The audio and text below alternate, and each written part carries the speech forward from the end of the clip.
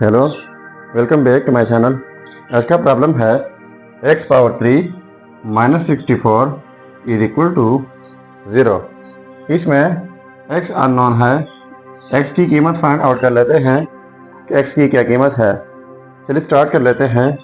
देखो x power 3 है तो इससे साफ पता चल रहा है कि हमारे 3 रिजल्ट्स होंगे। चलिए अब हम स्टार्ट कर लेते हैं कि क्या रिजल्ट्स आ सकते हैं।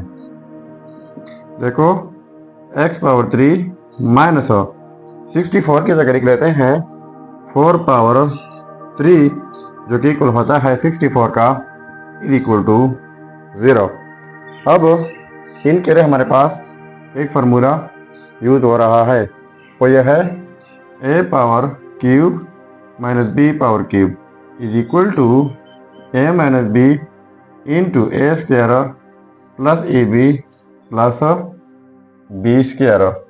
ठीक है, तो a power cube minus b power cube कुछ इस तरीके से हैं, तो इस तरीके से इनको स्प्लिट करना होगा। तो देखो a माइनस बी यानी x माइनस 4, क्योंकि इनको हमने a का नाम दिया है और इनको b का, तो x माइनस 4 हो जाएगा। अब a स्क्वायर यानी x square plus a b यानी दोनों का प्रोडक्ट 4x हो जाएगा प्लस बी स्क्वायर यानी 4 का स्क्वायर इज इक्वल टू 0। तो देखो x माइनस 4 इंटू में x square plus 4x plus 4 का स्क्वायर हो जाएगा 16 इज इक्वल टू 0। तो देखो इन दोनों का प्रोडक्ट जो है वो 0 के इक्वल है। तो हमारे पास 3 पॉसिबिलिटीज हैं, वो यह है या तो ये 0 के इक्वल होगा तब 0 के इक्वल आ सकता है, या फिर ये 0 के इक्वल होगा तब भी 0 के इक्वल आ सकता है, या फिर दोनों होंगे। तो लिख लेते हैं x minus 4 is equal to 0 और x square plus 4x plus 16 is equal to 0। तो x माइनस 4 उस साइड पे जाके हो जाएगा पॉजिटिव 4, तो इसको नाम देते हैं x1। तो ये रहा हमारा फर्स्ट रिजल्ट। अब हमारे पास क्वाड्रेटिक इक्वेशन बन गई है x square plus 4x plus 16 is equal to 0।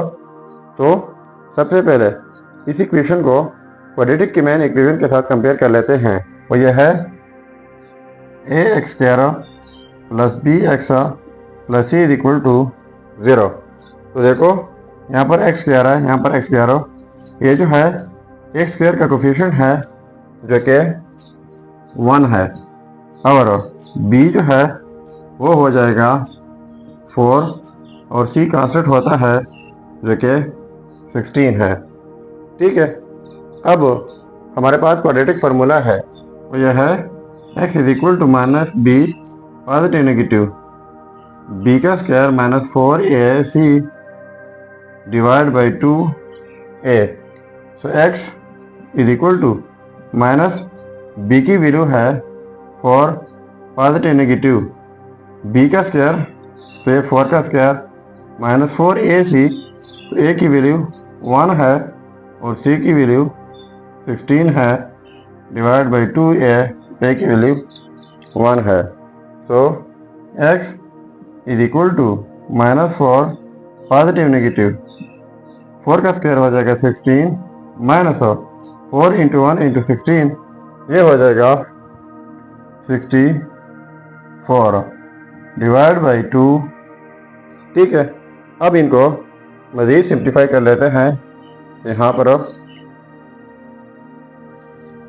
अब देखो x is equal to minus 4 positive negative square root 16 minus 64 हो जाएगा माइनस 48 डिवाइड बाई 2। ठीक है, तो माइनस 4 पॉजिटिव नेगेटिव इनको हम लिख लेते हैं स्क्वायर रूट माइनस 16 क्रॉस 3 जो कि इक्वल है 48 का डिवाइड बाई 2।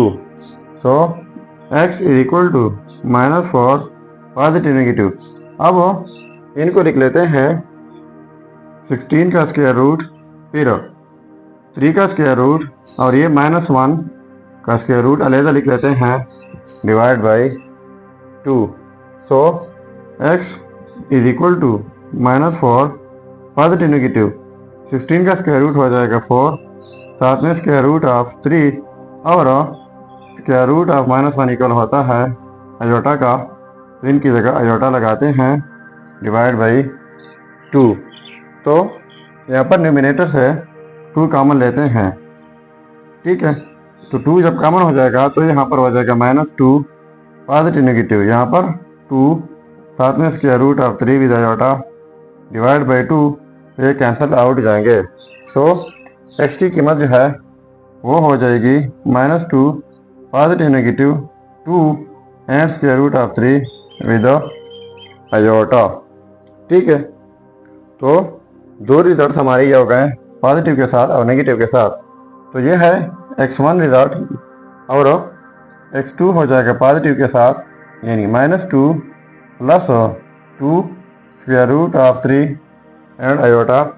अब लिख लेते हैं x3 रिजल्ट, तीसरा रिजल्ट माइनस के साथ, -2 square root of 3 with iota. तो देखो यह है x1, ये x2 एंड x3।